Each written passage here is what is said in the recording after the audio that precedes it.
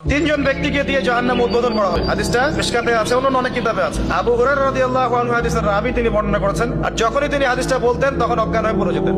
এটা কিন্তু হাদিসে এসেছে, যখনই তিনি হাদিসটা বলতেন তিনি অজ্ঞান হয়ে পড়ে যেতেন। যে তিনজন ব্যক্তিকে দিয়ে জাহান্নাম উদ্বোধন করা হবে, তার প্রথম ব্যক্তি হচ্ছে একজন শহীদ, যাকে টাকা হবে, বলা হবে তোমাকে এসব নিয়ামত দিয়েছিলাম, পৃথিবীতে কি করেছিলে?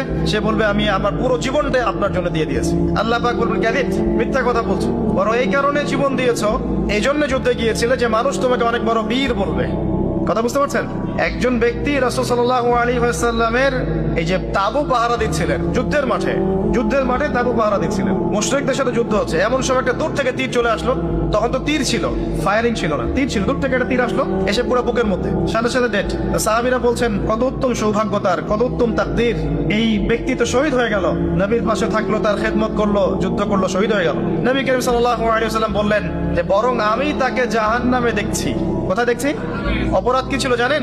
তাকে জিজ্ঞাসা করা হলো কি অপরাধ ইয়া রাসূলুল্লাহ?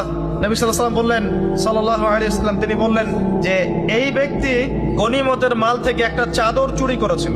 গনিমতের মাল বুঝেন? যুদ্ধ লব্ধ সম্পদ। এই গনিমতের মাল থেকে একটা চাদর কাউকে না বলে নিয়েছে। এই একটা চাদর আত্মসাৎ করার কারণে নবীর সাথে